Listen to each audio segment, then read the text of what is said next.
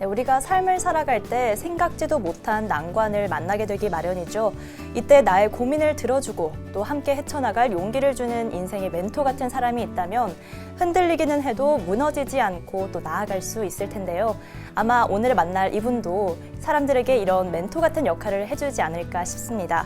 소비자들의 알 권리와 권익 보호를 위해 앞장서왔고 또 한때는 전북 여성의 일자리 문제 해결을 위해 노력해오신 분인데요.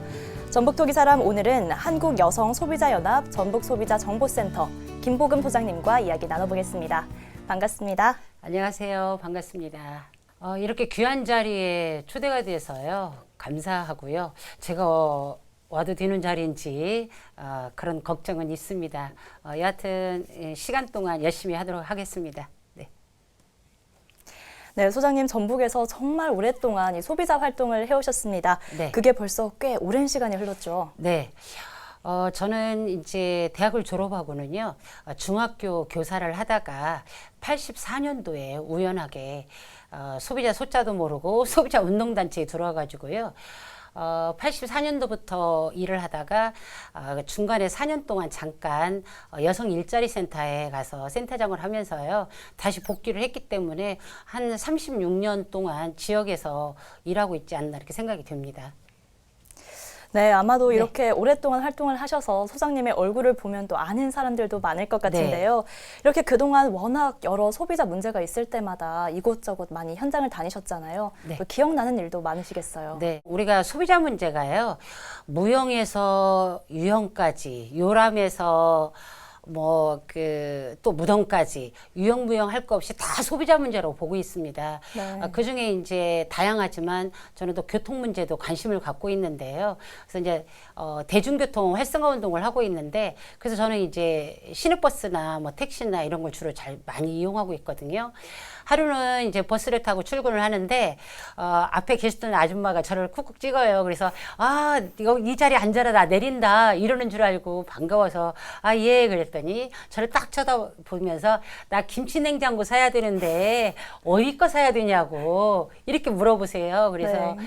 그런 분들도 있으시고 또는 저는 또 한참 지역에 시사방송, 라디오 방송을 진행을 했었어요. 그래서 목소리가 알려지다 보니까 택시를 타고 기사님 어디까지 갑시다 했는데도 택시비를 안 받으시는 분도 계시고 또 식당에 가면은요 식당 서빙하시는 우리 그 아줌마들께서 반찬도 더 주시기도 하고 또 재밌었던 것은 아주 이른 시간에 제가 출근하면서 신호등에 서 있었는데 트럭이 와서 저를 쳤어요. 네. 쳐서 정말 거기에 보는 사람도 없었고 예를 들어서 지금처럼 블랙박스가 있다든지 이런 상황도 아니었는데 지나가던 차가 쓰더만 저를 막 안고요.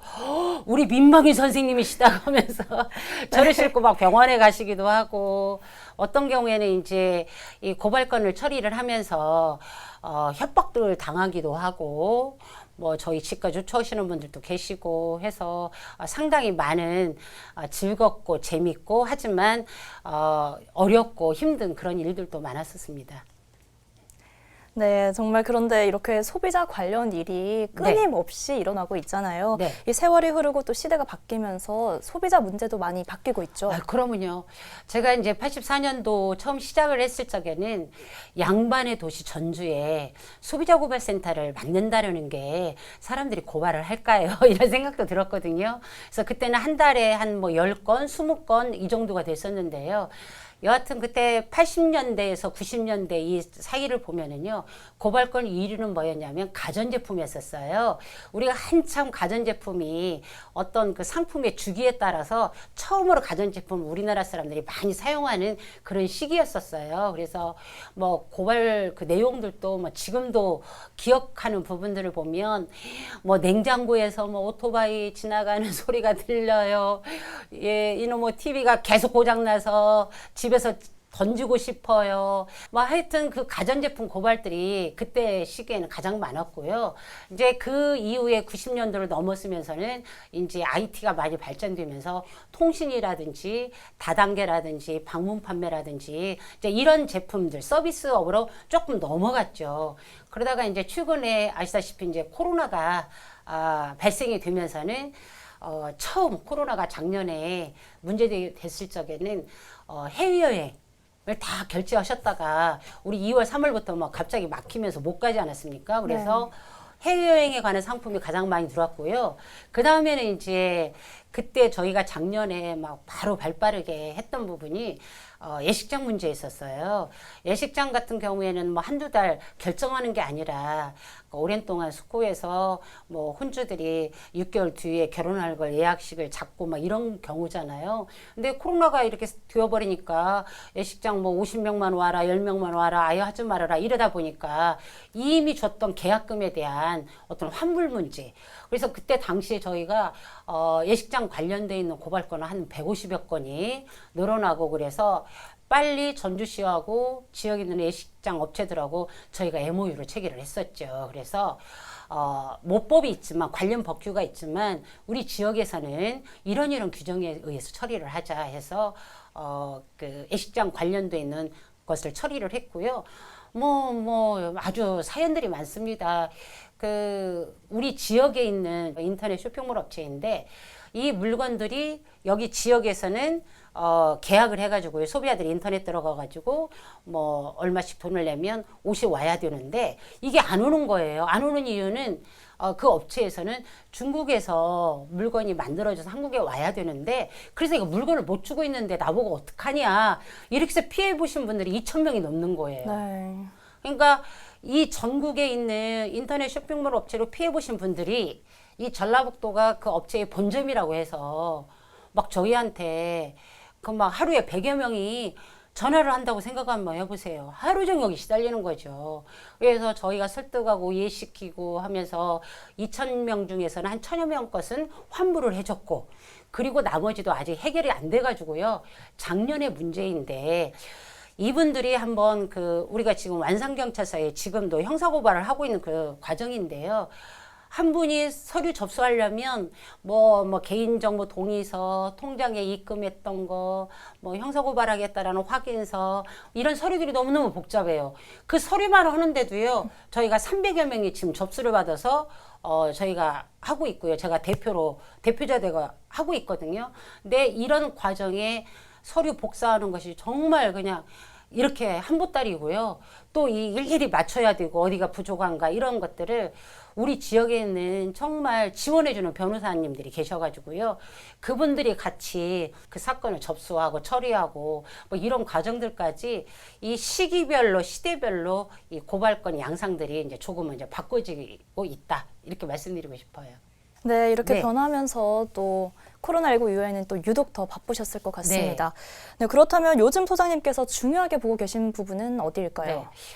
그러니까 이제 과거에는 이 물건이 싸냐, 상품이 튼튼하냐, 이제 이런 거에 중점을 두고 소비자들께 선택을 했겠죠. 근데 지금은 누구든지 공정하지 않고 정의롭지 않으면 정말 뭐 택배 회사에서 아니면 뭐 치킨 회사에서 아니면 뭐 인테리어 업체에서 뭐 여직원을 성희롱을 했다든지 예를 들어서 이런 문제가 발생하면 그건 제품하고 상관은 없지만 소비자들께서 집단으로 행동할 수가 있잖아요. 그래서 우리가 중점 두고 있는 부분은 이제는 중요한 제품의 어떤 상품의 가치도 중요하지만 어떤 소비자의 권리나 책임, 공정하냐 정의롭냐 이제 이런 것들에 대해서도 많이 저희가 논의하고 그런 문제에 접근을 하고 있는데요. 예를 들어서 우리 지역에 본점이 있는 상조위가 있어요. 상조라는 것은 이제 내가 죽고 나게 되면 내 자녀들이 내 죽음에 대해서 뒤처리를 해야 되잖아요. 이 부분에 대해서 자녀들한테 피해를 안 주고 싶으니까 어르신들이 매월 2만 원, 3만 원 그걸 뭐 10달, 20달 이렇게 그걸 불입을 해가면서 상조에 가입을 했는데 우리 지역에 있는 업체가 본점인데 이 업체가 있잖아요. 폐업 신고를 해버린 거예요. 그러면 이분들이 우리 전주에 있는 소비자들만이 아니라 전국에 있는 소비자들에게 문제가 되는 거잖아요. 네. 그때 이 부분도 한 2,000명이 넘었을 거예요. 그래서 이분들이 대부분이 고령자들이 소비자이셨었어요. 그러니까 저는 이게 그분들의 폐업을 하고 싶어서 폐업한 건 아니지만 정의로운 방법이 무언가는 찾아야 되잖아요. 그래서 이분들이 상조에 사업을 하려면 일단은 국가에서 요하는 일단 공탁금 제도라는 게 있습니다. 예치금. 예치금을 갖다가 공제조합에다가 은행권이 됐던 증권이 됐던 거기다 예치를 해야만 이 사업을 할 수가 있거든요. 그러면 그 사업비에서라도 그 공탁금에서라도 이 소비자들을 빨리 구제를 해야 되잖아요. 그래서 저희가 서울상조협회에다가 당신네들 전주 내려와서 우리 사무실 비워줄 거니까 한 칸 줄 거니까 와서 빨리 이 업무를 해라. 우리 지역에 있는 분들이 너무너무 피해를 많이 보고 있다. 그래서 저희가 2개월 동안 이 업무를 집중해서 했고요. 이 어르신들은요. 그냥 어르신들 내용증명 쓰시고요. 통장 번호 이렇게 복사해서 보내시면 돼요 해도요. 그거 못 믿으세요. 못 믿으시고 멀리에서요. 다 오세요. 그래서 저희가 그때 환불해 줬던 금액이 60억이 넘어요. 그래서 저는 이 정의로운 건가 공정한 건가 이런 거 고민을 하면서 또 어떤 한순간에서는 내가 60억을 가지고 누군가는 지원을 해주지 못했지만 불특정 다수에게 그 금액을 환불해 줄 수 있도록 불편하고 번거롭지만 발빠르게 대응을 하고 노력을 했다. 이런 것들이 스스로가 생각해도 대견하고 우리 직원들한테도 그런 것들을 통해서 야 우리 소비자운동가의 길이 어렵지만 이런 의미가 있지 않냐 이런 이야기들을 자주 나누죠. 네, 그런데 이렇게 소비자들이 자기 권리를 찾으려면 뭔가 본인도 이제 내 권리를 내가 직접 찾겠다. 또 이런 분들도 있으실 것 같아요. 또 이런 분들을 위해서 따로 교육 같은 것도 하시나요? 예. 그러면요. 제가 이제 어느 때 생각하면 30년 전에 받은 고발건이나 지금 고발건이나 똑같을 때가 있어요. 약간의 양상은 다르지만 그건 어렸을 적에 또는 청년 시절에 아니면 고3 수업이 끝나고 대학교로 나가면 일단 민법에 의해서 보호를 받을 수 없어요. 상거래에서는요. 이랬을 적에 적어도 내가 계약서 쓰는 법, 내 돈에서 통장이 나가는 법 이런 것들이 훈련을 받아야 되잖아요. 그리고 어렸을 때부터는 소비자로서의 어떤 권리만 있는 게 아니라 돈이 만들어지면 누구 어떻게 나눌 것인 건가, 재생산을 할 것인 건가 이런 것들에 대한 소비자 권익이라든지 권리라든지 이런 교육이 필요하죠. 요즘으로는 했을 때는 일회용품이라든지 기후변화 뭐 이런 문제요. 그래서 저희가 비대면이긴 하지만 저희한테 교육을 받는 아이들이 1년이면 한 2,000명이 넘어요. 2,000명이 넘고 전국에서 딱 하나 있는 소비자 교육 체험관이 있는데 그게 저희 단체에 있어요. 그래서 제가 아이들 교과 과정에 맞춰가지고요 설계를 해서요 저희 그 센터에 오면 교육관이 있어서 어린 아이들부터 시작을 해서 대학생들까지 오면 소비자 문제를 경제 문제를 어려운 게 아니라 이렇게 손으로 만져보고 게임도 할 수도 있고 엄마가 그렇게 단 설탕 주스 먹지 마 뭘 먹지 마 했었는데 내가 이 캔커피 하나에 설탕이 6개나 들어가요? 8개 각설탕이 들어가요? 이런 것들은 아이들이 직접 와서 당도 감사하게 하고 뭐 이런 것들 해서 이런 그 교육들이 진행하고요. 말씀대로 이제 고3 이후의 학생들 또는 대학교 신입생들 그다음에 이제 어르신들은 그분들 대상으로 아까 했던 상조이라든지 방문 판매라든지 의료기기라든지 이런 데 피해 보지 않도록 노인들 대상으로 강의도 가고 이제 우리가 말하는 이제 취약계층들 있잖아요. 이제 경제적으로 어렵다든지 신체적으로 어렵다든지 이제 이런 분들은 뭐 농아는 이제 수화하시는 분이 같이 가서 이제 그분들 대상으로 그분들도 소비 생활하시면서 피해를 많이 보시거든요. 그래서 이제 이렇게 한다든지 해서 소비자 교육하는데 주력을 많이 하고 있어요. 네, 이렇게 또 다양한 교육을 하고 또 다양한 사람들을 만나려면 아마 또 같은 그 소비자 조사원들도 또 꽤 많이 계시겠어요. 네. 그러니까 저희는 전주에 우리 상근하는 직원은요, 활동가는 8명이거든요. 이 8명이 1년이면 저희가 고발건이 한 2만 건이 넘어요. 2만 건이 넘는데 어떤 고발건은 상담건은 편해요. 거기 어디로 하려면 어떻게 해야 돼요? 그러면 몇 번으로 하시고 어느 기관으로 가시면 됩니다. 라고 안내도 하지만 어떤 경우는 이제 뭐 정신적인 피해 보상을 요구를 해서 의료 사고부터 시작을 해가지고 뭐 자동차의 어떤 뭐 리콜 문제까지 한다라고 하면 어떤 경우는 1년도 가고 6개월도 가고 그러거든요. 네. 이것을 8명의 상담가가 할 수가 없고요. 그렇죠. 다는 못 하고요. 그래서 저희는 이분들이 이제 소비자 그 권리는 예방하는 방법과 나중에 문제가 발생했을 적에 사후 처리하는 두 가지 방법인데 이 두 가지 방법을 이 선생님들이 하시는 부분이 바로 이제 조사원 모니터 선생님들이 이제 여러 가지 조사 사업을 많이 하세요. 아, 요즘 학원비가 비싸다고 하네. 어디 그 미장원에 갔는데 가격표가 전혀 없어요. 예를 들어서 어디 뭐 마트에 갔는데 유효기간이 지난 것이 들어와 있어요. 소세지를 샀는데 소세지가 상한 것 같아요. 예를 들어서 막 다양한. 그래서 이런 것들은 이 약 20명의 이 선생님들이 우리 전주만, 전라북도 시군은 또 다 각각 만들어져 있고요. 그래서 이 선생님들이 현장에 다니면서 조사하시고 보고서 쓰시고 이제 요일별로 돌아가시면서는 저희 오셔가지고 상담도 받으시고 또 이제 그분들만 있는 게 아니라 약 한 230명의 저희 이제 후원자들이 계시거든요. 그래서 그 후원자들은 정말 주부들이 대부분이세요. 근데 정말 콩나물값 2,000원, 3,000원 아껴가지고요. 한 달에 5,000원, 10,000원 이렇게 후원금을 보내주시는 그런 후원자들도 계시고 해서 어떤 앞에서의 박수나 빚은 제가 받는다라고 하면 사실은 빚도 없이 박수도 없이 뒤에서 이렇게 조력하시는 우리 같이 활동하시는 그분들이 계셔서 소비자단체가 지역에서 활동하고 있지 않는가 해서 저는 항상 감사하게 생각하고 있습니다. 네, 오늘 이렇게 소비자 조사원들에게도 감사함을 표하시고 네네. 또 후원자들께도 이야기를 해주셔서 또 좋아하실 것 같습니다. 그런데 소장님이 이렇게 소비자 문제 현장에서 함께 네. 하시다가 또 언젠가는 또 다른 도전을 한 적도 있으시다고요? 네, 네. 아까 이제 제가 서두에 잠깐 말씀드렸는데요. 네. 그 전라북도에는 이제 여성 일자리 센터라는 게 있어요. 전라북도 여성 교육문화센터와 여성 일자리 센터 두 가지가 같이 업무를 보고 있는데요.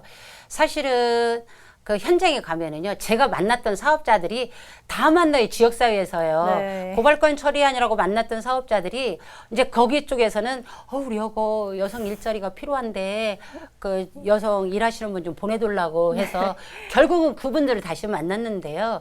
그래서 저는 4년 동안 제 인생에서 정말 올곧게 소비자 운동의 길을 갈 수도 있지만 4년 동안 가서 일했던 여성 일자리, 여성들의 교육 문제 이 부분이 후회되지 않는 정말 새로운 경험했었고요.